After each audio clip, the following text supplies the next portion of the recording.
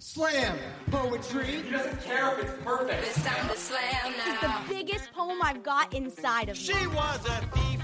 You To love means to love a haunted house. yelling, angry. Blood black nothingness began to spin. Specific point of view on To things. this day, I hate pork chops. I am the master of my fate. I am the captain of my soul. Tell you what, if there was one scent that I wish I could bottle up and just spray on my body every morning, it would be books. It would absolutely be books. And that seems appropriate because today, I Think Therefore I Slam is coming to you from State Library Victoria in this fancy little studio. It's very, very generous of them. If anyone out there is a podcast creator, check it out because the spots fill up pretty quick. I think this session had to book it out a couple of months in advance. So, yeah, get around it. Thank you, State Library of Victoria. And for such a prestigious event to be recording here, I thought we need a guest that is equally prestigious. So my guest today is a 4-time Australian Poetry Slam national finalist, a former Tasmanian, as he says, Tasmanian born and inbred. That is a joke I've been given permission to use. Andi Stewart, welcome on. Thank you for having me. Now, this is your first podcast, is that right? It is, yeah. I've never done a podcast before. There's no justice in the world, you know? Yeah, so many of my guests, they come on and they say it's the first one, and I go, you know what? Sometimes I just want to show off people I admire, and you are an extremely admirable performer. It's been great seeing you do your thing around Melbourne. You know, you said that you moved up here from Tassie in 2020, and I did, yes, 3 weeks before the world ended. Did you manage to actually get to any events before that happened? I think I got to one event, one or two, yeah, and then it was just Zoom events from then on out. So you did get to cut your teeth a little bit. Yeah, and I had been up to visit a few times and gone to a few events. So, well, Andi, you've brought your absolute best pieces with you today. So did you want to intro your first one for us? Yeah, absolutely. So this one, I actually wrote this for the 2020 Victorian final of the Australian Poetry Slam, and it's called Lullaby. I have a God in my head. Like a George Orwell live reenactment, I know that God is always watching, and he will always know, and Jesus loves me, this I know. I have a God in my head. I met him before I could make memories. My first lullaby stitched his melody into my safety net, and he moved into my mind before I even knew it had a door. But it's okay, for the Bible tells me so. There is a God in my head, and I am too afraid to think for fear that any thought might be a sin. I blocked my conscience because I couldn't control it. Played my lullaby, turned comfort, turned compulsion, to cover up the loud, to cover up the little ones, to him belong. The God in my head was gifted to me as idol. No other thing before him, not even me, not even my breath, not even this poem. My God ghost wrote this poem. My God ghost wrote my life. I am weak, but he is strong. I gave God an eviction notice. I found the door to this temple and I stormed it. My brain tried to barricade against my blasphemy, so I burned the whole thing down, took my God into the ashes and begged him to leave my mind be. In the dust of that false deity, I found peace. In the absence of my lullaby, I learned that I was never weak. In the holy silence left behind, I finally heard myself think. Beautiful, Andi. Thank you so much for sharing Lullaby with us. Wow. I mean, this is certainly something that we'll circle back to later in our chat. Just giving you little teasers. Yeah. Can you, I don't know, do you just want to provide a little treetop of where these words came from for you? I was brought up Christian, and I was very religious most of my life. And then in 2016, I got excommunicated twice for being a lesbian. twice, you said? Yeah, from two separate Christian groups, once for Presbyterians and once for the evangelicals. I was wondering when you said twice, because I was thinking, what, were you shown the door, brought back in, and then shown the door again? But you actually said it was two different traditions or congregations. Yeah, two different groups. Right. Yeah, and I was at a point where I had decided to change my beliefs around what love was in order to save my life, really, and give myself a future. Yeah. I'm so sorry to hear that, Andy. That must have been really, really awful. Did you find, in amongst the excommunication, as you said, were there any people that kind of stood by your side and kind of had your back throughout that? Not really from the Christian side. Mostly in the queer community. I had a family that caught me there, and in the poetry community as well. I was able to find replacement community. But in terms of the Christian side, it was... No, pretty much me just out in the dirt. And my dad was actually really good about it. Yeah. Can I tell you something? I think since being part of the wider spoken word community from about 2019 onwards, I found and I've seen, the beauty in diversity amongst people, and it really shifted something in my heart, because I know there might have been a stage in my life where I might have been on the side of someone who would, of people who might excommunicate someone for that. But, I have a lot to thank the spoken word community for showing me that, what happened to you there is just not right. So, I don't know if it's worth anything, but I'm so sorry that happened to you, because, I'm a churchy myself, and I consider that kind of my people as well. And we get it wrong, in many ways we're still getting it wrong. So my hope is to be part of the solution somehow for acceptance and love for all people. Really starting off with the deep stuff, aren't we? I guess so. Anyway, we'll pick back up on that a bit later. Can you tell us what it was like growing up in Tasmania? So green. Very green. Yes, very green, very lonely. Yeah. It was small. Yeah. Yeah, it was very insulated. There's a joke that Tassie's about 20 years behind the rest of the country, which is very true. I didn't meet anyone who I felt really understood me till I was 18 and moved cities to study music at university. I read a lot of books growing up, but the nature was unparalleled. There was a nature reserve at either end of the street I grew up in. Oh, how good. Yeah. When I moved to Hobart, I could hop in my car and be halfway up the mountain within 10 minutes. And everyone told me that I would move to Melbourne and realise I took the nature for granted. I was like, no, it'll be fine. There's nature in Melbourne. But the moment I moved up here, it was like, there's no mountain on the horizon. There's no rainforest 5 minutes away. We might be painting a tree on the side of a skyscraper, but that's... Yeah. We could do better. Oh, that's beautiful. Are we talking eastern, western, southern Tassie? Yes, I grew up in northeast in Launceston. It's the second biggest city in Tasmania. Yes, it is. It's a nice hole in the ground. And then when I was 18, moved down south to Hobart for a little bit more culture and university. Good. And when did slam poetry become a part of your creative expression and journey? I was introduced to it when I was finishing up my uni degree. There was a once-off event happening, and I had a crush on a girl who was working the bar there.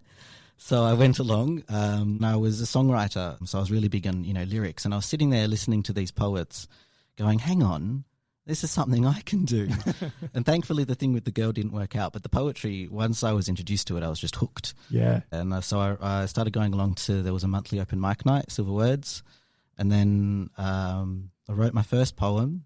A few months after that, the 2016 heat of the Australian Poetry Slam in Hobart was on. I saw, this competition was on. I went along, had no idea what it was. I performed this poem called Tomboy. It's actually about being a girl. It went way over time, so I didn't qualify at all, but yeah, I was hooked. Next year I was back, and it was kind of, the rest is history. So you went there looking for love, and you found it, but in a completely different way. Yes, in a more wholesome, long-lasting way, I'd say. That's it. Oh, I'm sure you're not the only one that's walked into a slam event with other things on their mind, I suppose. That's so good to hear. And you've told me that you're also very musically inclined, that you're actually a classically trained oboist. Yes, that's what I was studying at the time. Oh, okay. And you were also writing songs, is that right? I was writing songs on a little ukulele. And Yeah. Do you still play, and do you still write in that way? I pick up the oboe about every 6 months to remind myself that I've kind of still got it. Yeah. The thing with studying classical music at a university degree is you finish the degree and you go, I never want to touch this ever again. Oh, really? Yeah, but I'm coming back around to it. But when I found poetry, I took a little sidestep into writing poems instead of songs, and I put the ukulele away for a few years. But actually, within the last half of a year, I've started writing songs again. Something just kind of switched back into the music mode, and they started pouring out of me. Good. Yeah, good. I feel like my words are far more practiced than they were back in 2016 as well. Oh, no, I'm sure they are. And it's just another feather in your cap, you know. So many people, slam is not their only thing. It goes alongside all kinds of other things like music or story writing or whatever. So that's good to hear. Now, between the years of 2017 and 2022, Andy, you went on what I'm going to call an incredible tear in spoken word, because you actually got to the national final of the Australian Poetry Slam 4 times, 2017, 2018, 2019 and 2022. I did, yes. And you were a national runner-up for 2 of those times. You're obviously very well acquainted with the Sydney Opera House. Yeah, it feels a bit like a second home at this point, that stage. Yeah. As someone who hasn't been to the national final yet.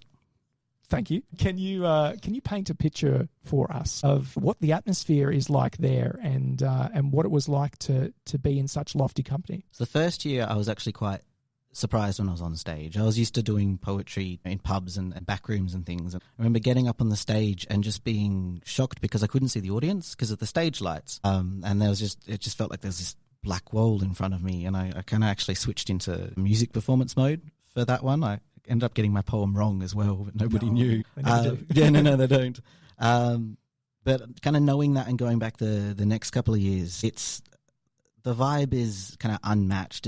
It's like the back room of any slam you've gone to, but on steroids. So, because all the poets kind of sit backstage together and we're all listening to the poems while they're being performed, and it's just this really beautiful, tight-knit community that just forms instantly. And, you know, the competition stops being the focus. Like, that doesn't really matter once you're there. It's about like, oh, we're here. We get to share our words on this like national stage, this very prestigious stage. And it's kind of like, I don't know, if your regular poetry event is still water, being there is like sparkling water. Oh, yes. Spicy water, which we've got some on the desk today as well. Perfect description. And, you know, Sydney, they build them different in Sydney, I reckon. Like, it's very much arguably the beating heart of the Australian poetry slam scene, you know. Something within me, you know, wants to see every single open mic like rowdy and sold out and people hanging from the rafters. And I guess you get a bit of a taste of that. The audiences are a little bit different, I sometimes find, because they bring in some more of, like, I guess, the elite audiences of Sydney because it's the Opera House. And I like to joke that the reason I've never won is I'm just a little bit too offensive for first place. Because it's, I don't know, it just feels a little bit different to your rowdy crowds. Yeah, but you still to get those poets in there, but it's a mix of people who may not have actually been to that much slam poetry before either. So it sounds like you, between those years, you kind of stayed hungry. Like, you stayed in the race, if you like, you know, 17, 18, 19, 22. Oh, yeah, I'm still hungry. You're still hungry. Yeah. Oh, and I was going to say, we're recording this in November, so we've just had a new national champion named. What kind of keeps you hungry for it? Is it the fact that you've come so incredibly close a few times? Yeah. That's definitely part of it. Yeah. The 2019, I came second by 0.2. Oh, you're joking? Yeah, no, it was, and that just makes me want to actually go and get it. Yeah. But I think even bigger than that is that when I'm on stage, it's a chance for me to speak and to finish my sentences. I don't get interrupted. I get to say what it is that I want to say, you know, and I've pre-written the words so I can say exactly what is on my heart. And when you get to the Sydney Opera House for the national finals, you know that what you're going to say is going out across the whole country. Like, it's not just being heard by that audience. It'll be put up on YouTube and watched by people everywhere. And that ability, that opportunity to have that 2 minutes to say my piece, to really put out something that is important to me, a message that I feel really passionately about, that opportunity is even more than the wanting to win. That's what keeps me going back. Yeah. And, you know, we've had national champions on here before, and we get to hear a lot about the opportunities that comes with that, the real worldwide opportunities. So, do you feel like you're ready for all that? You're kind of ready to go to Worlds, you're ready to do, tour India or wherever else that the champion might be sent? Yeah, I just got to get my passport fixed and I'll be ready to go, yeah. They take a long time now. The prices are going up, and all you end up with is a picture makes you look like a crims. Could I claim it on tax, do you think? Look, I as someone who's worked with a lot of accountants, I don't know. You might have to talk to whoever. Poets aren't normally that versed in accounting. No, I suppose not. There's not much overlap there. When people hear that I'm now a former bookkeeper, they're like, "Oh, that's an interesting, that's an interesting thing to do when you're." In a way, you're still a keeper of books. I suppose so. Like I said, I'm really enjoying being amongst so many right now. Like I said, in the studio. Now, you also have like extensive experience in event facilitation. So before you moved to Melbourne, you were running 2 different events down in Tassie. Is that right? I was, yeah. Tell us about these. So the first one, WhamBamSilverSlam, I started that up after I got back from, I think it was 2017. I got back to Hobart because it didn't have a slam event at the time. The APS heats were, that was the one slam that happened a year.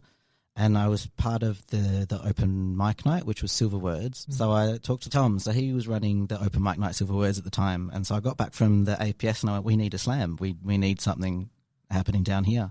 And so he gave me the go-ahead, and it started out every 2 months and then moved to once a month, was putting on this WhamBamSilverSlam so that the poets of Hobart had a chance to practice and get their chops ready for the next time the APS came around. Mm-hmm. And then the other event I started a year or so after, it was called Rowdy, and it was a bit of a different take. It was a competition, and the premise was it was open for poets, comedians, whatnot, to get up, and everyone would have 5 minutes on the stage to be as rowdy, as reckless, kind of pushing the line as possible. And it was very like heckling encouraged kind of space. And then the way it was voted on was everyone in the audience would have a little poker chip. And, you could get extra poker chips if you bought a specific drink at the bar or something. I gave out one to, the best heckler on the night. Yeah.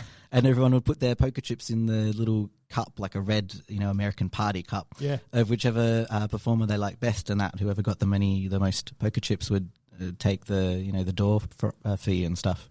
Oh, that's brilliant to have something so tactile rather than like write the name of your favorite performer on the thing, but to make it a little bit fun, like a little bit of a casino theme kind of thing. I think, what's some of the lessons you learnt from event facilitation? Because I imagine it's just so much work. And what were some of the highlights that you saw?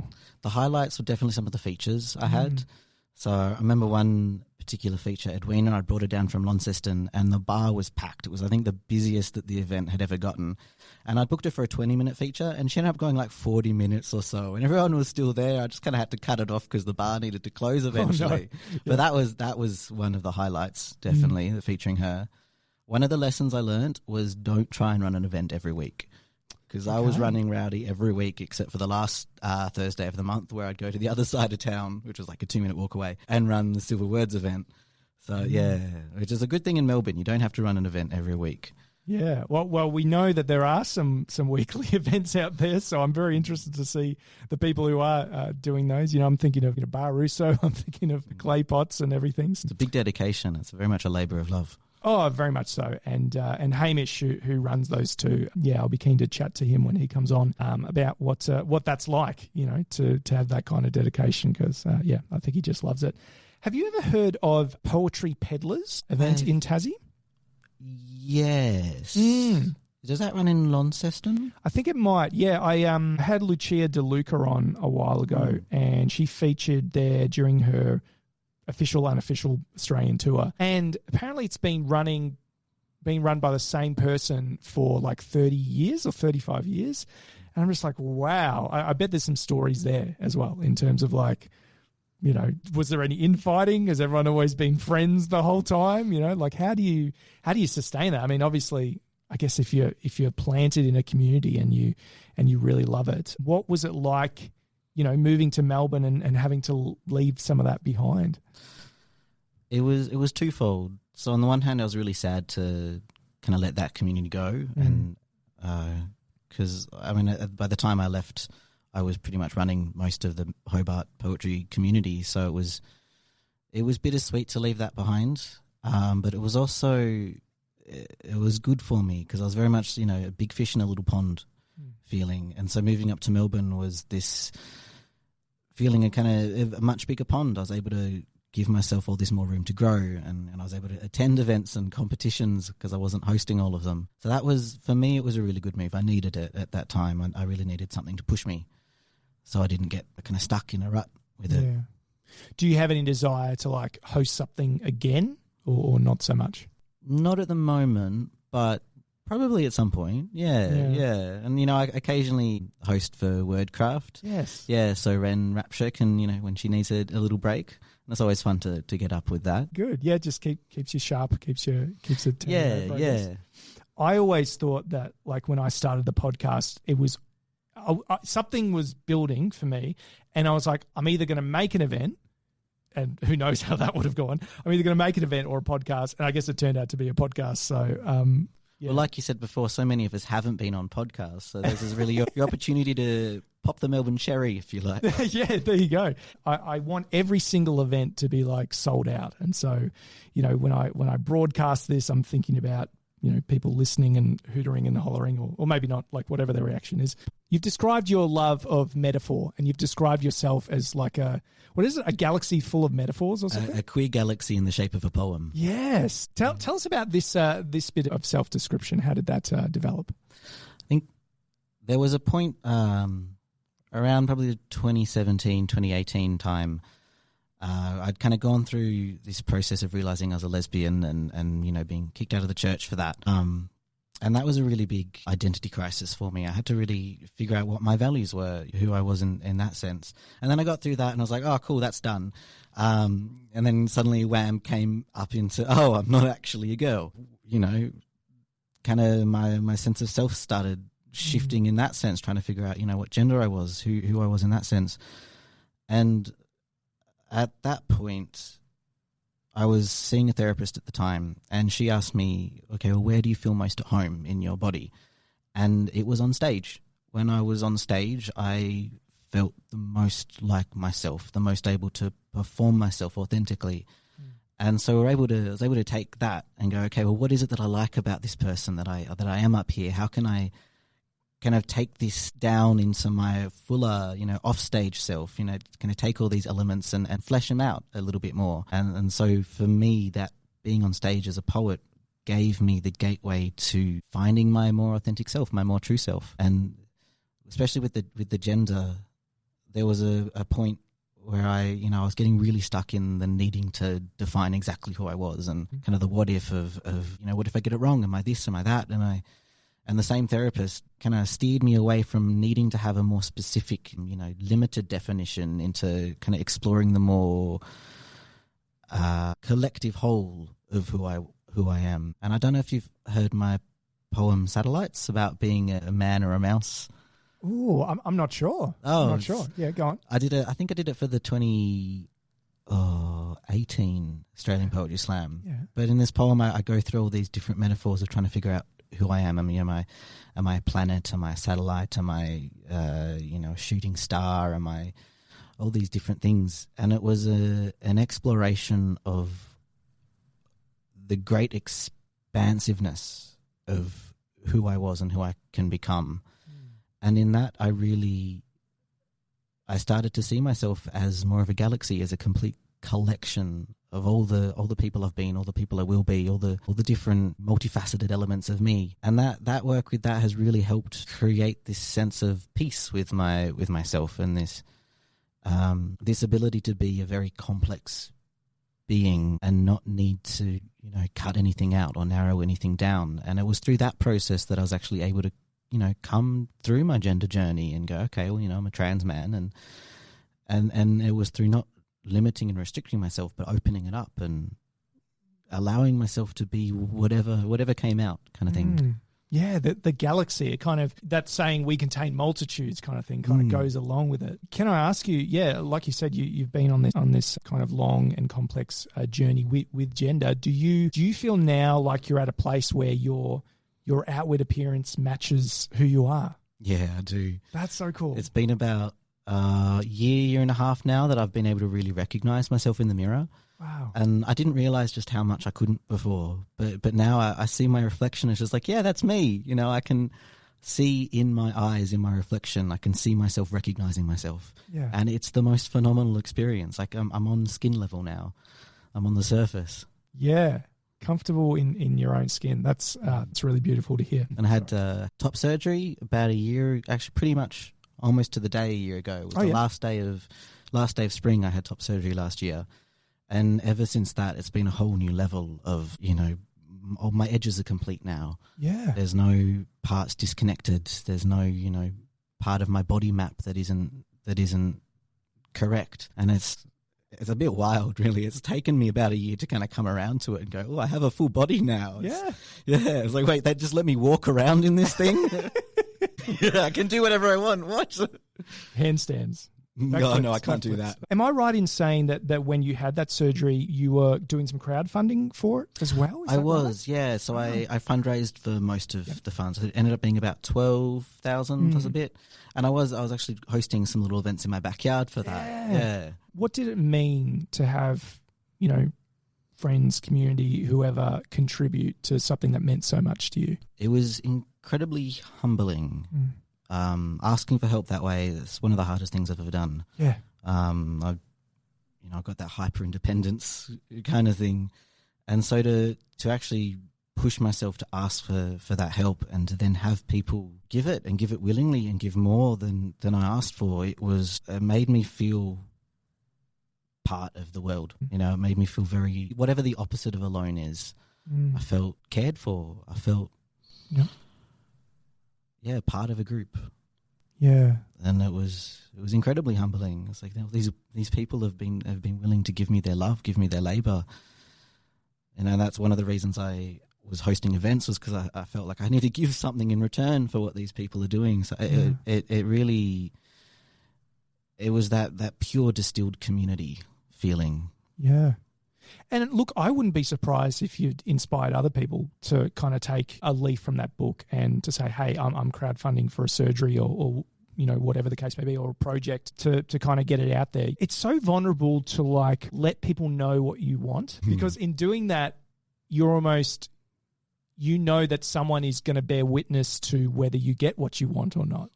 And so I know for me, sometimes I'll just keep a bunch of dreams and ambitions to myself because I don't want someone to bear witness to the failure, which for whatever reason I'm thinking is going to come around. Kind of, you give people the keys to hurt you, even just through witnessing. Yeah. But it is nice when you discover that most people are decent and want you to succeed at whatever you're doing. It gave me so much more hope and love for humanity in general. There are people want to help. It gives people so much self-satisfaction and actualization to take part in those group projects. Yeah, absolutely. And in an age of the hyper-individual, I think people are hungry for collective action. Whether it's raising funds, whether it's protests, whether it's creating together, we see that played out in so many parts of life. So more of it. If anyone out there, has a dream or an ambition, but, may not have the financial means for it, then, don't be afraid to crowdfund and to turn to your community and say, hey, how can we work together? Fantastic. Thanks for taking us through all that, Andy. You're welcome. I think we'd all love to hear your second piece that you've brought today. So this piece is called Stardust, and it ties into what I was talking about being a galaxy and about coming to terms with the wholeness of myself and the fact that I am, in fact, part of the earth, part of the universe. I'm not detached from it. I come from stardust, from grains of sand scattered across the expanse of all that is known and all that is not.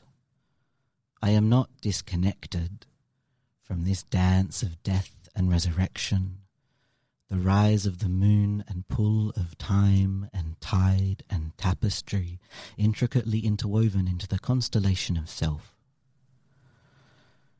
I used to think I came from nothing, that I was the consequence of a linear timeline and an absent God, a mere footnote in a book of life that predestined my end and my beginning before I even began, a puppet made prophet pulled parallel to myself, preaching death and division of the divine from the disobedient. I only mattered if I was obedient. I was a disobedient child.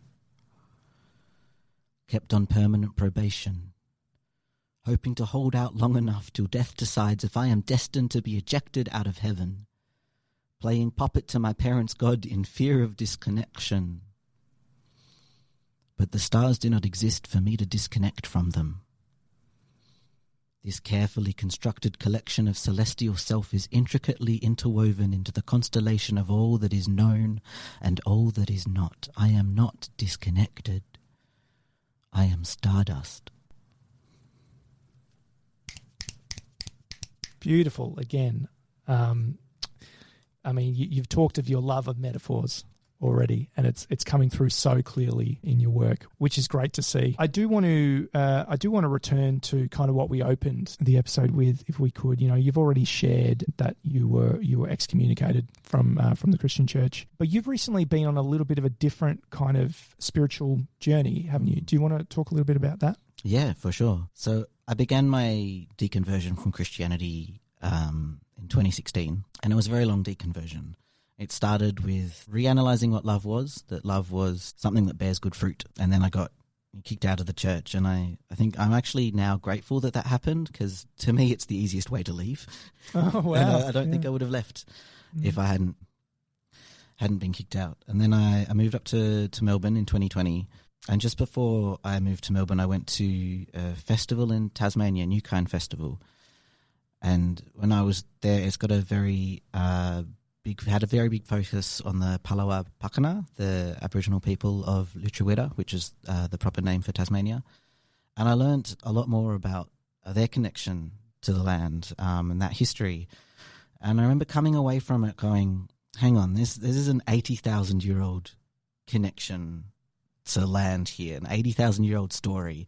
There is no way that the 2,000-year-old story I've been taught, the 6,001, is the absolute truth. There's something more going on here. And so then I moved up to Melbourne, and the deconversion really picked up and took off. It finished. So the first poem I did, the one with about there being a God in my head, that was a key moment. I wrote that in 2020, and that was a key moment of very much kicking God out of my head, of severing this cord between me and Christianity that had always been there. And I thought that was it. I thought, I'm never stepping foot in the house of God again. And no one would blame you for, considering what you'd been through. Yeah. But then fast forward a few years, and like I was saying before, the last 2 years I've started to be able to recognize myself on testosterone, recognize myself in the mirror. And last year I was doing a philosophy course at university, and we did a class on God and the existence of evil. Oh, wow. Yeah. And I remember sitting in that class coming to realize the fact that the philosopher's God that I was learning about was pretty much the exact same guy that I'd learned about growing up in Christianity. And then I was looking at the whiteboard at the end of the class, and it was the steps for the existence of evil, like the kind of the train of thought of logic with, how does this line up with the kind of philosopher's God?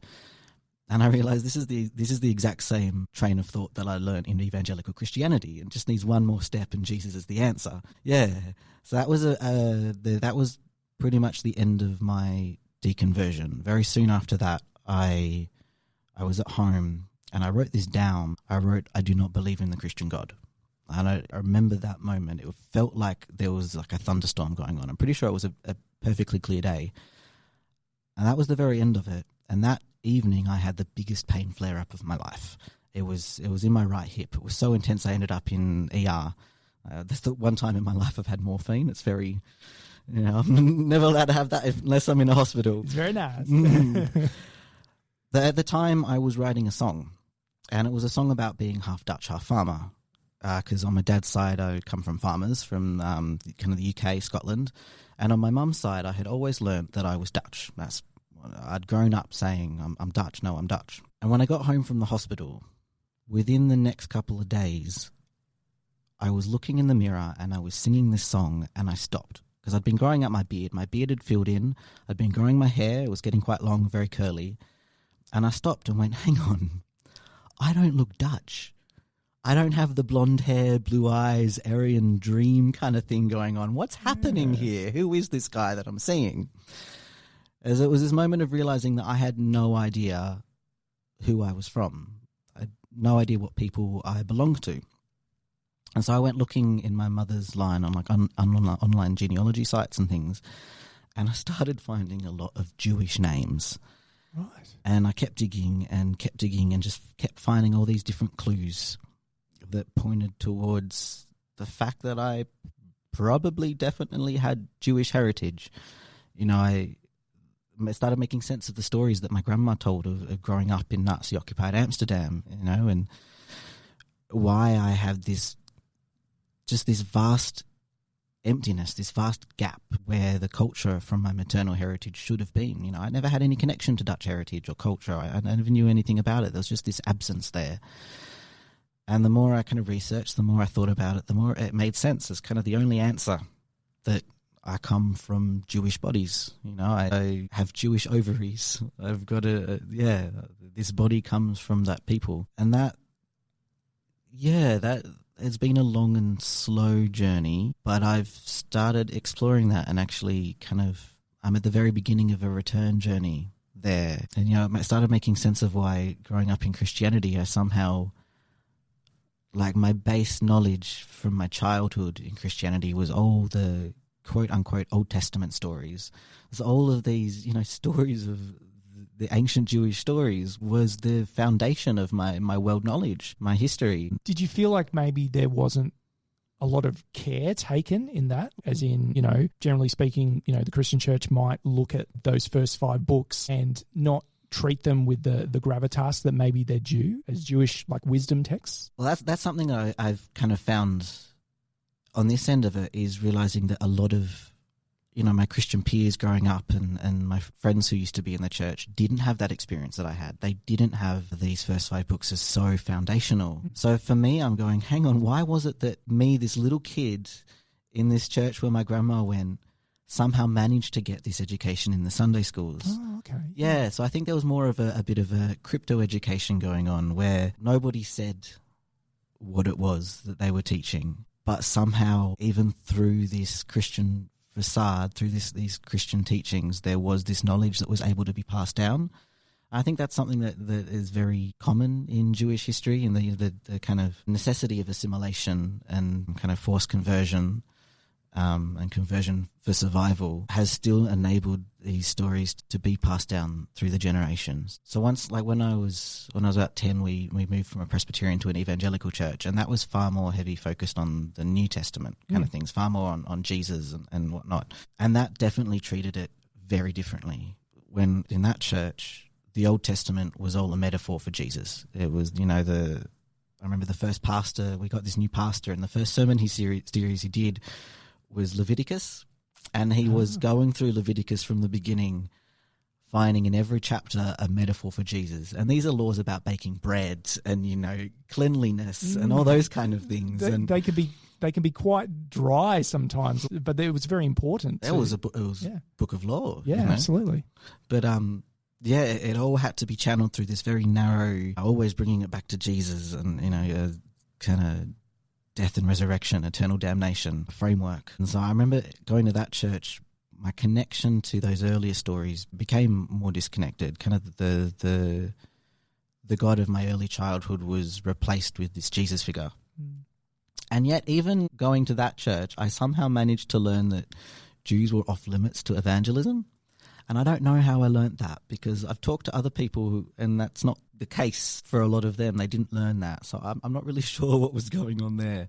Wow. So it sounds like you had like a really kind of singular experience. And I'm stunned by the parallels of, you know, you've told us that you were just starting to feel at home in your skin and to recognize yourself. And then to have this knowledge of your lineage and where you come from, you know, arrive at the same time as you're doing the philosophy course and making these connections and whatever. The way that I learnt, you know, this about you, that you're exploring this is through your poetry. You know, I saw you do a piece where, correct me if I'm wrong, but I think you were talking about standing in a room, and I imagine you're talking about a synagogue. Yeah, you're talking about standing in a room full of men like yourself. and you kind of had it in almost like a song form as well. It was a beautiful piece. I was talking about making bread too, wasn't I? Ah, In yeah, the same yeah. way. Yeah. And I thought, man, I'd love to talk to Andy about this because like we said, like no one would blame you for throwing absolutely everything in the bin after what you've been through. And I don't know many people that have been part of one tradition and are now part of another. So I don't know how you've said that you're kind of exploring this. Like, what's that doing for you in your life and in your sense of identity and in your sense of creativity and the metaphors we talked about being, this galaxy of metaphors? How does it all tie together? So I'll go back just a little bit to what you're saying about, the kind of all these realizations happened along my transition. And I kind of felt like my heritage realization hijacked my transition. Oh, well, I was going along this, this man journey, and then, I come from someplace, some people kind of popped in. And I was going down to Masada Hospital for top surgery. That's where I was getting it. So I was going down to the southeast. And there was this one specific moment where I was on the tram going there and going, hang on, there are like 3-4 guys on this tram who have the same hair as me. And the more I was down, in that area, I kept seeing people who look like me and people who look like my family members and realizing that I'd never seen that before. I'd never realized just how lonely I had been in a world never seeing people who look like me. And that got a little bit addictive, being able to recognize myself in other people in those ways. And because I wanted to learn more about it. I wanted to feel this more, to have more of this community sense, to see more people that I could recognize myself in. So I did eventually, I reached out to a synagogue and I kind of started going down. I'm taking it very slowly, as a very slow journey. But I mentioned before that there was this absence in my maternal culture, heritage. There was just this lack. And that there's not a lack anymore. Suddenly I have these foundations that have been appearing. I did my first high holidays recently, and something beautiful that happened after that was I can kind of see my timeline in my head. So I can see it stretching out before me. And up until this point, the before me, the future had just been this vast kind of unknown. And it's still this very much vast unknown.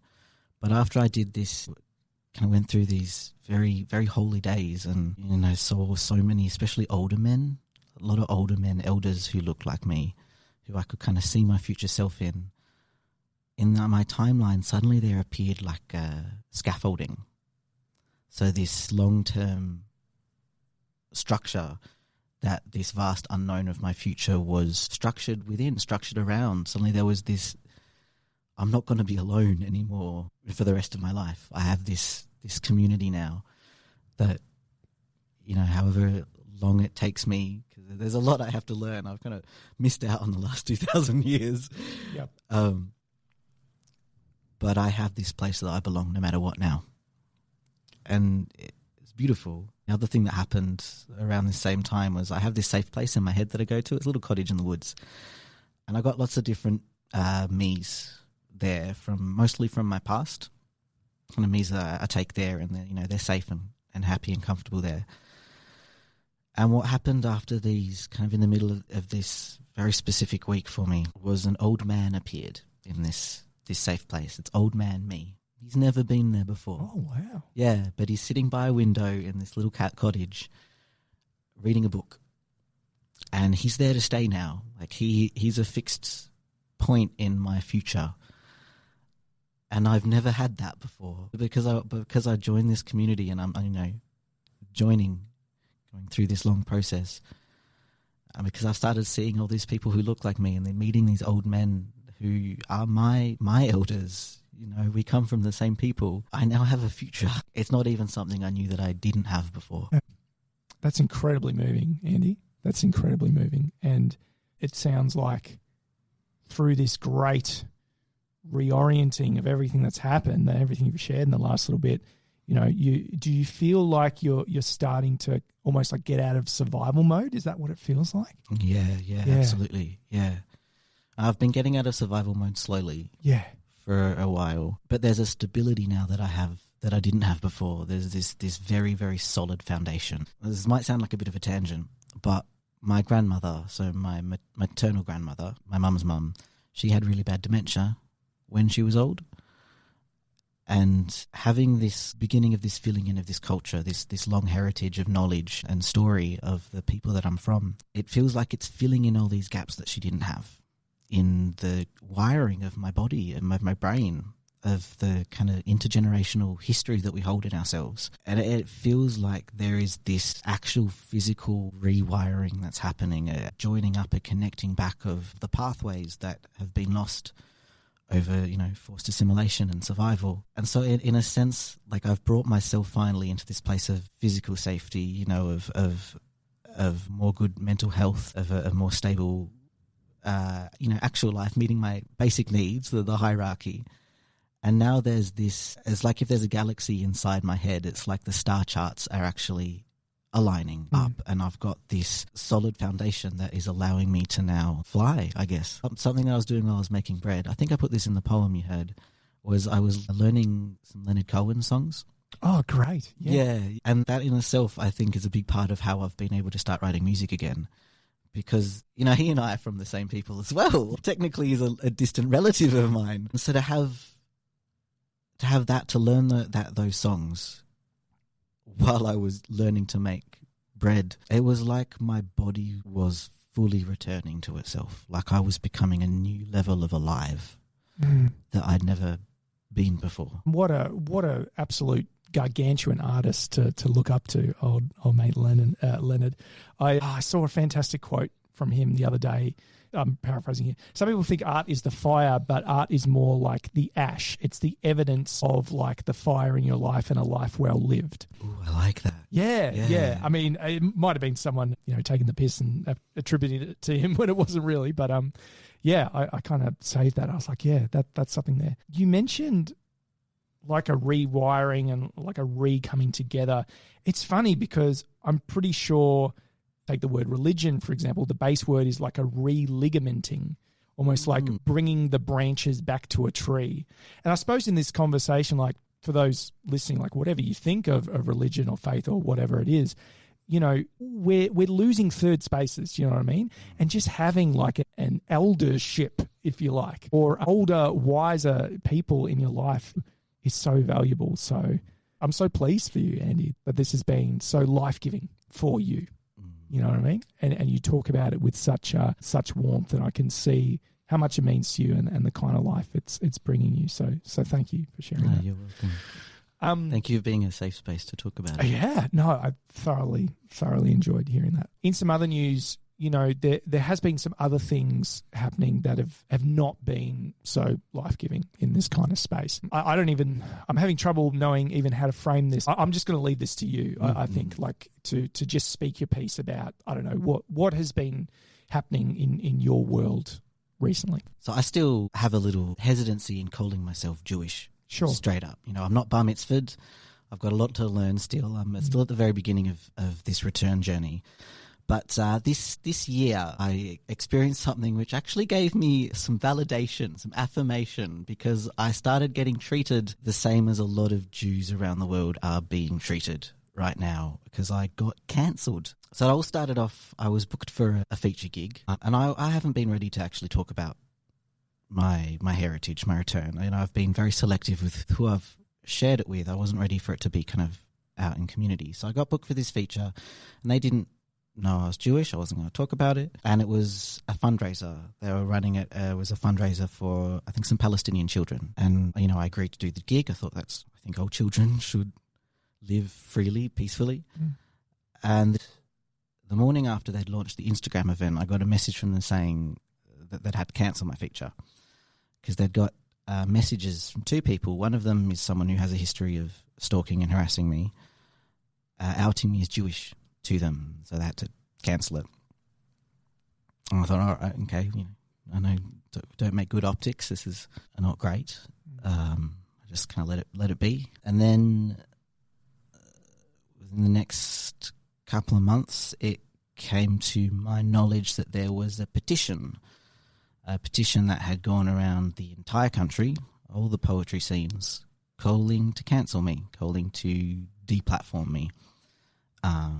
Based on some rumours that had been made up and pinned on me because these people had found out that I'm Jewish.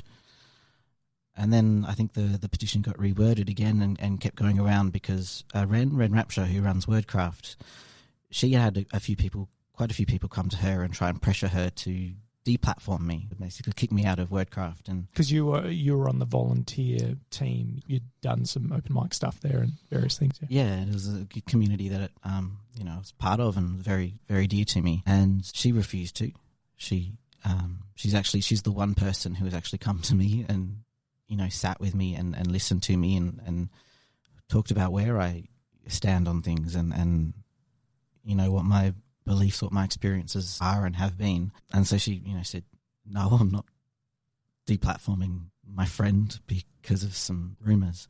And so this petition was updated to call to cancel her as well. And it got quite a few names. A lot of the names, I don't know who they are, people I've never met, but there are also names on there of people, mostly from the Melbourne community, but some from interstate, of people that I had held as peers, as colleagues, people I'd really looked up to, respected and trusted, that had put their names to this. And it felt like getting excommunicated all over again. So true. Wow. I hadn't even made that connection, but yeah, so true. Yeah, it was the exact same feeling I had those 2 times I got kicked out of Christianity. It felt the exact same. Like I wasn't welcome anymore. And to this day, there's been 2 other people who have reached out to me, one to say, hey, this thing has been sent to me. And that's how I kind of, found out about it a lot. And one other person has reached out to, just give me words of support. But apart from that, no one on the petition has talked to me.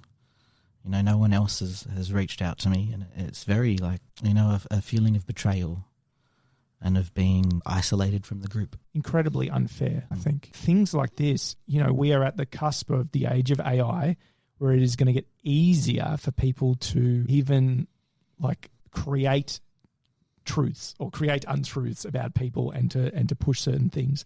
Where are we at as a community in terms of our literacy, in terms of that? And along with that, our humanity. It's a big deal. If we can talk about shame is such a big tribal thing. And I think we need to be so careful how we wield that. Do you know what I mean? I'm so sorry to hear that. And I think, the people who have been involved in the wider Wordcraft community, there's a lot of healing to go. After all this, do you still feel a desire to be involved in Slam going forward? Or is it you're still figuring it out? I'm still figuring it out. I've been lying low for a bit. I don't know what events in Melbourne I'm safe to go to. I don't know how far this has reached. I don't know who believes the rumours. I don't know, if I turn up to a random event, will they tell me I'm not welcome? And so I feel there's a big part of me that really feels like just stepping away from this community in general. There's another part of me that I think I get from both of my grandmothers that is very stubborn and going, well, these people want me to stop making art. I'm going to go make art so brilliant they can never imagine it. And I think that's the side that's going to win. I'm not sure exactly what my involvement in the poetry community going forward is going to look like. Yeah. But I know that I'm not stepping off the stage. That will never happen.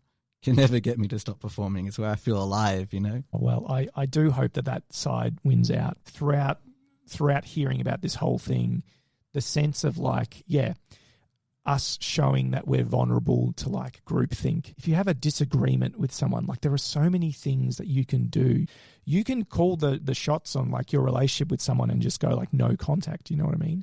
There is no need to go and attack someone's joy and livelihood and then keep going and attack the people that associate with them kind of thing.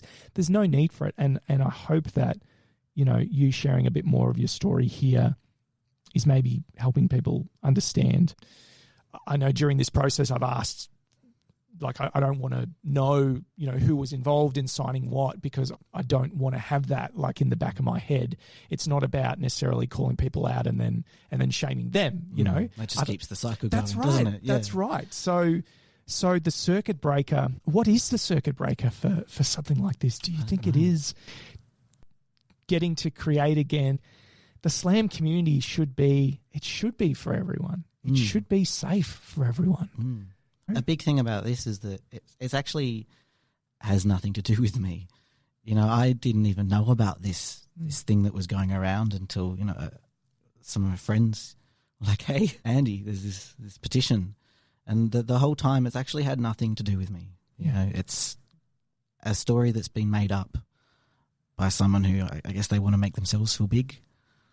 And I think the way to stop that is you have to actually choose to stop believing rumours. Yeah, well, it's critical thinking again. It's like, where has this come from? It's like anything. Here is a claim. What is the evidence for the claim? Where has it come from?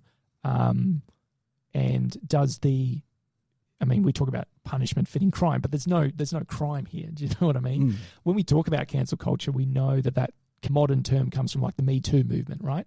Actual crimes happening, right? So an appropriate response for that. But for it to go so far into, you know, other areas, it's been so heartbreaking to see that touch the Melbourne spoken word community. Like it just shows that we're not immune. We just need to be on our guard a bit more, I think, or something else might happen. Someone else will take it even further, and you know, I just feel very protective of what we have, I suppose. Is there anything else you want to kind of speak to with that at all? Anyone who knows me and anyone who knows my art, like really knows me, they know who I am. They know what my values are, where I put my words, and I don't try and hide that. I don't say one thing and live another. I'm too much of an artist for that. What I say, I live. I think when we start letting stories define what we think of people without actually talking to that person, this is what ruptures community. You know, there are a few names on the list that really hurt, and you know, those people, they know who they are. They know what they put their name to. And the biggest thing that I struggle to get around is, why didn't they talk to me? You know, why didn't they actually reach out and go, hey Andy, I've heard these things, you know, there's these stories going around about you. What's going on? You know, and when we let our communities be torn apart like that without, you know, fact checking with each other, we forget that we are all just humans and we are all approachable. The best thing to do in these cases is to actually go to the source and investigate it yourself. Something I learned leaving the church, I think this is one of the reasons I was kicked out, was because I was never satisfied without understanding fully. I'd always ask the next question, or why? But are you sure? But who said that? Why did they say that? Why, you know, where is this coming from? Who's it coming from? Is there something behind it? Some ulterior motive? Or it's not a sin to ask questions, and it's not a sin to question everything. And like you said, in this age of, you know, AI and the kind of the overwhelm of information that we're in, kind of this oversaturation, asking questions is a really good thing to do, and God's not going to punish you for it. Yeah. Yeah, that's my final word. You're not going to get punished for asking those questions that you know, that just that little feeling of discomfort, that something about this doesn't add up. Question it. Nothing bad's going to happen. And maybe when community is working well, maybe we can also say that they also won't punish people for asking questions.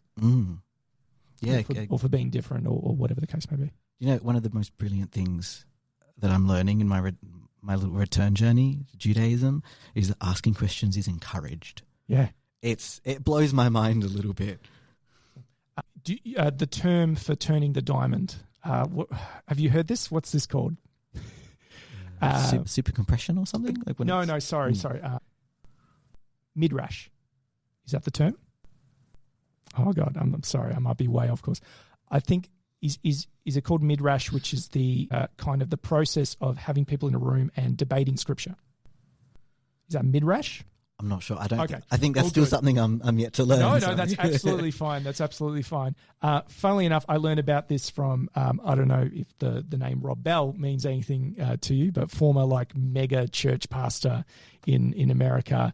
Now is doing some very interesting things in his own kind of media and touring space. But he used to talk about midrash as this metaphor, like turning the diamond, and so it was good for people to have questions and to debate about scripture. And I don't know, it's just stuck with me for years. When you stop people asking questions, that's when you start controlling knowledge. That's when you start gatekeeping what people are and aren't allowed to think. And that's when you start encouraging, pushing people to shut down their critical thinking, to try and force them to accept this specific status quo, this specific truth.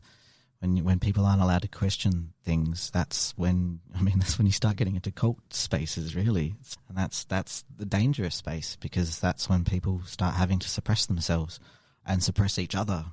Because when you get in trouble for questioning things, you stop other people from questioning it as well. You go, oh, well, I want to keep this person, my friend, safe from this same power, so I have to stop them from thinking about it, from straying down this path. And that's where you get this kind of this community controlling itself. Yeah. I guess may we all, learn from this, as painful as it's been, and may we all learn to go to the source and to check in with the person who's being spoken about when they're not in the room, and go, what do you think of this? Is this true? What's going on? Surely that's the least we could do. The way to stop the rumor mill is to stop believing in it. I guess the way to stop an empire is to stop believing in it, isn't it? Is that a quote about something? Maybe. I'm not sure. We're going to move on and talk a little bit about the creative process of Andi Stewart. What is it like when you're putting together pieces? Is it organised chaos? Is it a long-term thing? Do you find inspiration in everything? Where do you find your starting points for some of your work? So it can differ a bit, but more often than not, the starting point is just a line that just kind of appears to me. It just pops into my head. And sometimes it will kind of take off. So the first poem I did, the God in My Head one, I wrote that in like 10 minutes. Really? Yeah, I got this spark and I just sat down and it came out just like that. But that's more of a rare thing for me. Normally something will percolate for a while. So often when I have a poetry idea, I won't actually write anything on paper for days, weeks, sometimes months. And it will start brewing in the back of my head. And I'll often start writing it in my head, so I won't put anything on paper.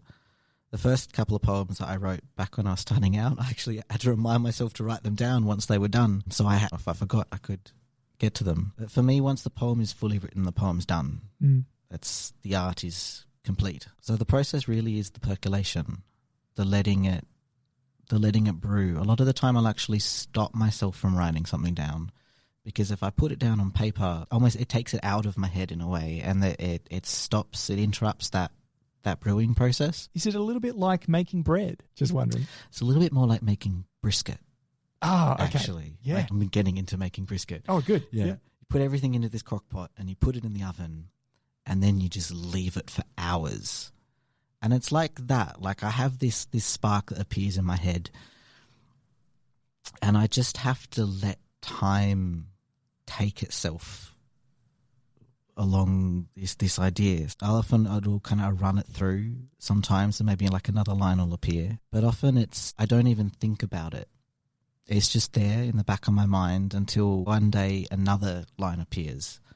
And it's like I'm uncovering something that already exists. Like the poem is already written in the future, it already exists. And in some sense, even when I'm discovering it, it already is in its full form and I'm just the one that gets to uncover it. And there's definitely like this feeling that I get.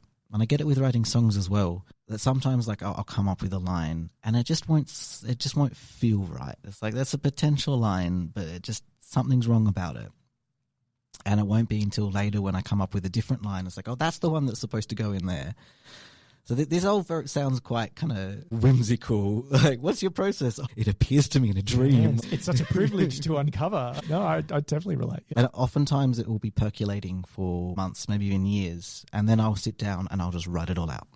And it will just I'll have lots of different ideas kind of playing around that have been slowly added to it over time. And it will finally hit the point of, I'm able to start getting this onto paper. And it will just, like, it's kind of like untangling it as I go, as I write it down, and then pulling all the different strings in from all the different areas, and that's kind of more like braiding bread, I guess, putting it all together. So weaving. Yeah, it's a weaving process. Yep. Yeah. The writing it down is that full proper actually weaving it into something tangible. Yeah, and I do have like different forms I use and different techniques I use. It's like sometimes if I'm trying to do something a little bit more slammy, a little bit with more rhymes, I'll make like word pools, kind of all the different words I want to use, and that will become part of the weaving process. That'll give me a different form of structure. And I often write my poems to classical music formulas. Oh, okay. Yeah, so quite a few of my slam poems, some of them are written in sonata form, which is where you have kind of your A theme, a little bit of elaboration, your B theme, a little bit of elaboration, and then kind of the midsection where you combine the two themes and your exposition, and then the final recapitulation, tying it up. So I use that in slam poems a lot. I also use theme and variation a lot. So I've got poems that will kind of go in threes, and each little stanza is a variation on the first one. And that's a classical music format, theme and variation. So I definitely really draw on my classical music background in the forms. That's so cool. Yeah. Yeah. It's honestly, I actually struggle to kind of work out what I'm doing until after I've done it. And something that's really helped me learn about what I'm doing is running workshops. Now, I do quite a lot of workshops for the Australian Poetry Slam and for other organisations, and in those, because I've kind of gone, okay, how do I teach? What am I going to teach? What is poetry exactly? So I've gone back to my poems and I've gone, okay, what is it that I've done here? And I've been able to unpick the process and learn about my own process of writing through figuring out how to teach what I've done. And part of that, is I've got one workshop that's looking into metaphors, and I get people to find a metaphor and then a second option, kind of like an opposite of it, and then create a third option off of that, and then write on that third metaphor. And then I get people to create from that third metaphor a binary opposite to that, and then a third option. And I just kind of take them on this tangent map. And that was part of what I did back when I was using metaphor as an exploration of gender and self. Is I came up with, the initial question was, am I a man or a woman? And so I created these two metaphors of, okay, am I a star or a satellite? And then I gave myself a third option. How are we going to break out of this box, out of this binary either or, and give myself a third option? And so I think I did a planet. And using that way of creating the metaphor binary and then breaking it by introducing a third option, that was how I was able to explore myself. So, does that answer the question of my poetic process? Absolutely. And I mean, my main takeaway from that is your classical training and how that comes into it. I suppose if you were writing in like iambic pentameter or something, it would be really obvious, where I suppose you got that one past us, the fact that you're writing in sonata form. So you said sonata is like an A-B together, is that right, in terms of themes? Yeah, you got your A-B, your theme. What other structures are there in classical music that you might draw from? Is an aria part of classical music, or is that opera? That's opera. And I'm really out of my depth here. You need to meet me. Well, so I'm a classically trained oboist, and I play a lot of like concertos. And there's definitely the third movement of a lot of concertos is the minuet. And that's kind of a different version. It's more broken into two sections, and one will be kind of more slower and, I want to say languorous, but I don't think there's a word. And the other section will be a little bit more kind of lively. And you go through the first section, you repeat it, then you go through the second one, and then back to the first. So I've definitely I reckon I've used that form as well, now that I think about it. What other forms? I know in classical music it likes to have this one form and stick to it. Okay, so sonata's the most common. Is that what you're saying? The sonata form is very common as the first movement of a lot of like concertos and sonatas, orchestral pieces. Holst Planet Suites is one of my favourite works of classical music. Okay. Gustav Holst, he went through and he wrote a piece for each of the planets and their kind of related deities. And I'm channeling that a bit in my kind of galactic theme that I have running through. Yeah, we've got to keep that ode to Pluto alive. You know Pluto is a planet. I don't care if it's too small. It's a planet in my heart. In all of our hearts. What's next for you, Andi Stewart? You've got a little bit of news about a pretty major work that you're now putting some time into. Are you happy to give a bit of a scoop? Absolutely. I am currently editing my first manuscript. Yeah, it's going to be a collection of pretty much all the poems that I've written to date, back from when I started in 2016 till very recently. Yeah. Yeah, I'm finally doing a book. Yes. So what stage is it at? You're at kind of compiling or editing or what? Yeah, so I've compiled them. I've got a kind of a draft of an order, and at the moment I'm going through and editing them. So just one after the other, just fixing them up, tightening things. All of them are written. So it's once I get it edited, then I'll kind of organize it properly into a document and do a second edit. But I'm not really sure what the process will be exactly. I've never done a book before, but it's very much in the editing stage. It's very much in the polishing and tightening the nuts and bolts, I guess. Yeah. Do you see yourself taking the self-pub route, or are you in partnership with someone? I'm not in partnership with someone. Look, that's yet to be determined, but if I can get it published properly, I'll do that if I can. I think this is a bit of a project for me to believe in myself and go, actually no, this is worth something. I'm allowed to give these words their due, their space, their time. I'm allowed to treat with them with the respect they deserve, and actually give other people the ability to access them as well. That's extremely exciting. The fact that you are so experienced, you are so accomplished in this area, and your literary debut is taking shape. It's on the horizon. Yeah. Are you at the point where you've got a working title? Have you thought about what is the thing that wraps it all together? It's going to be called Andi Stewart Volume 1.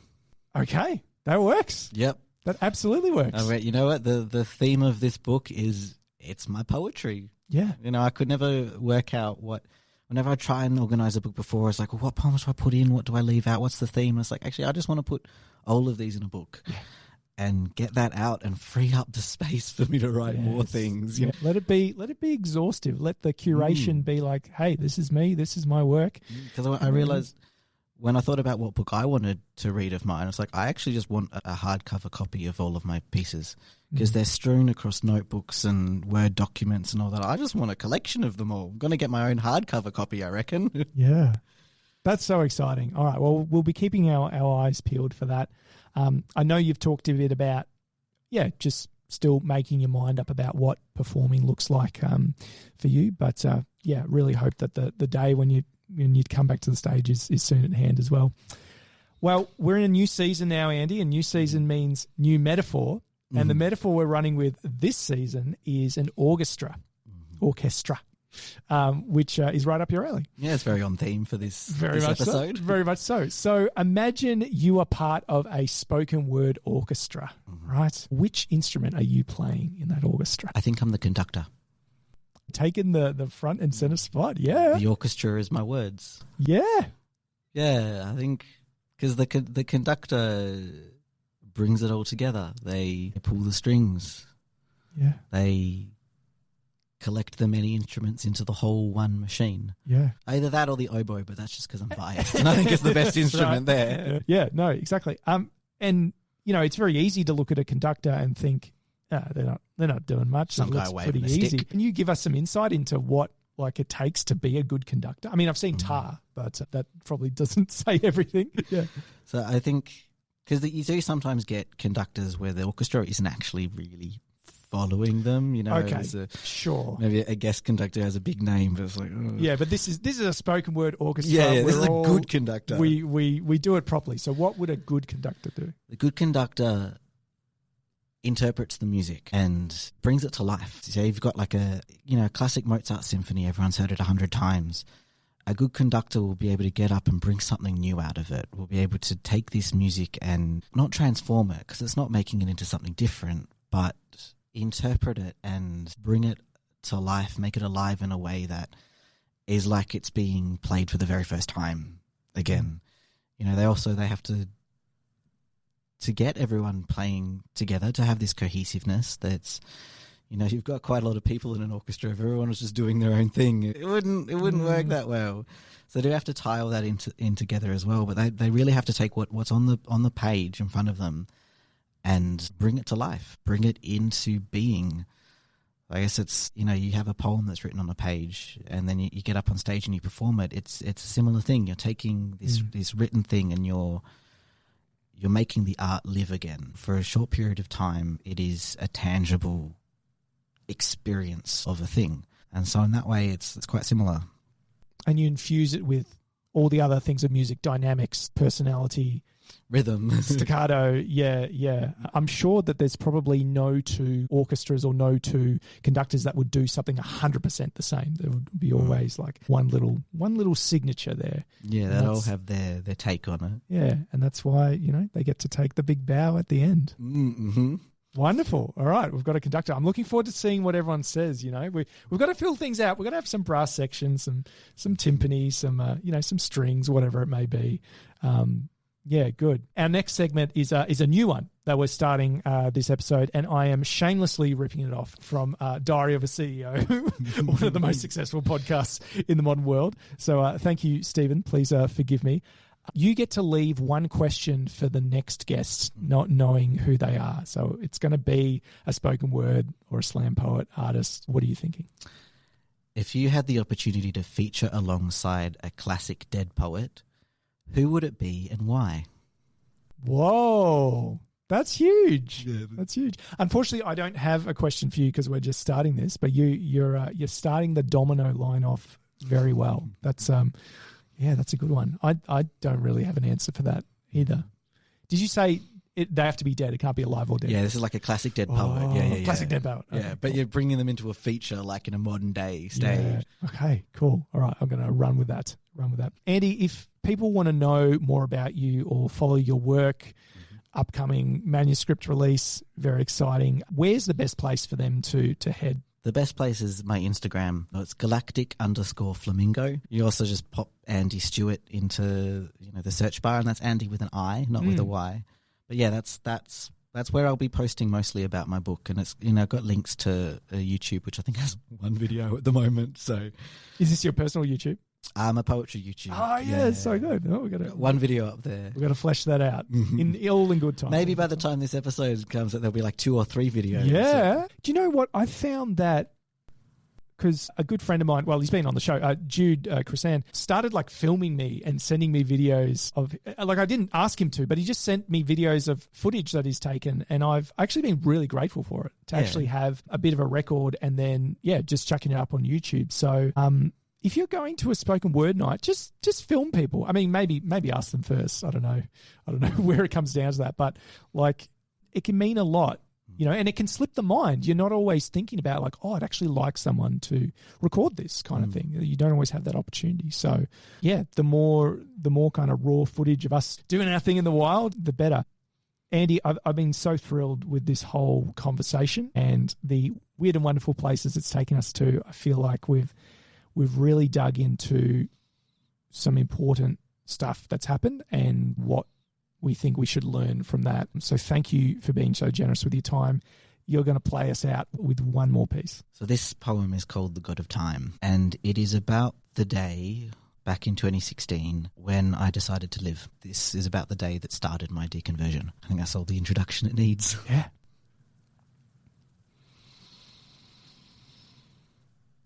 The God of Time knows neither boundary nor strict definition. They is an ever-shifting through and between. Both within and without, they are the beginning and the end. The God of Time is time itself.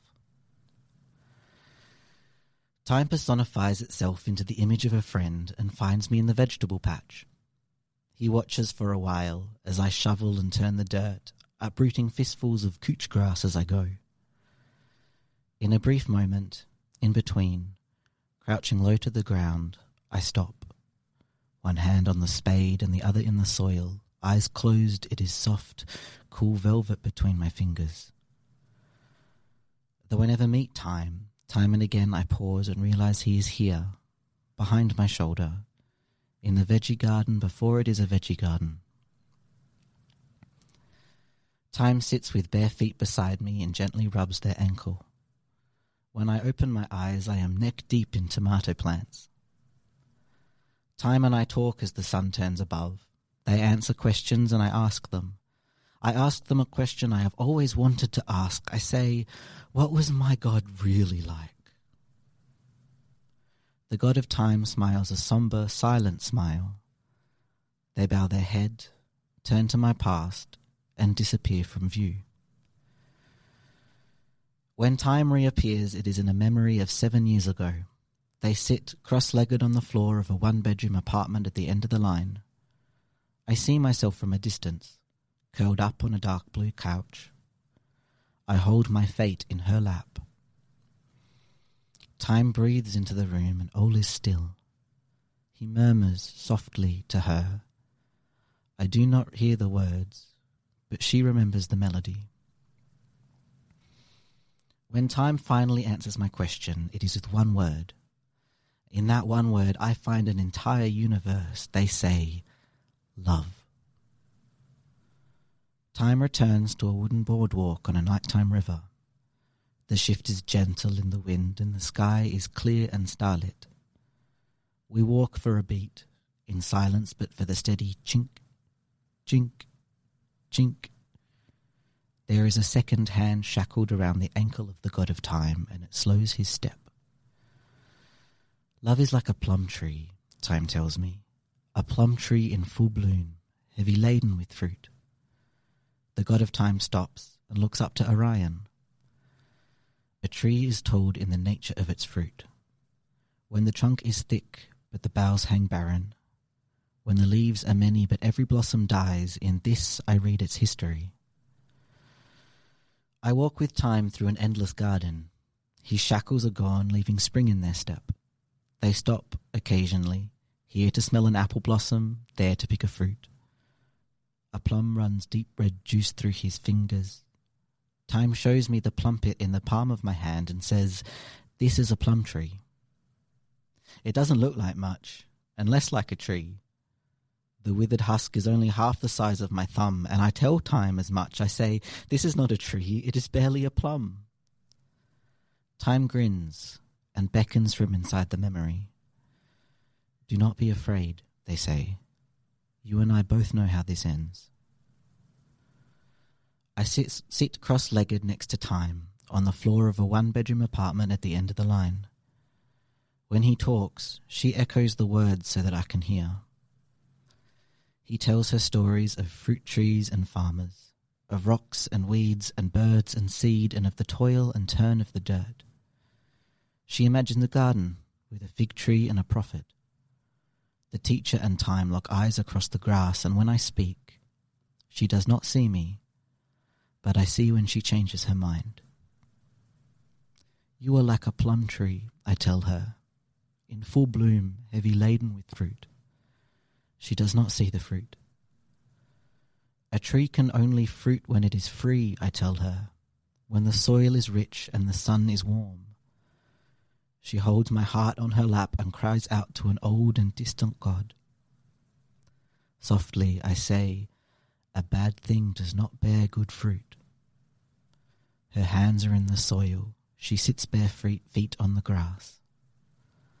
"In time," I murmur in familiar melody, "in time your love will bear fruit." When time and I begin again, she follows suit. Andi Stewart, thank you so much for your time today and for sharing your story and your work. Thank you for having me. It's been a pleasure.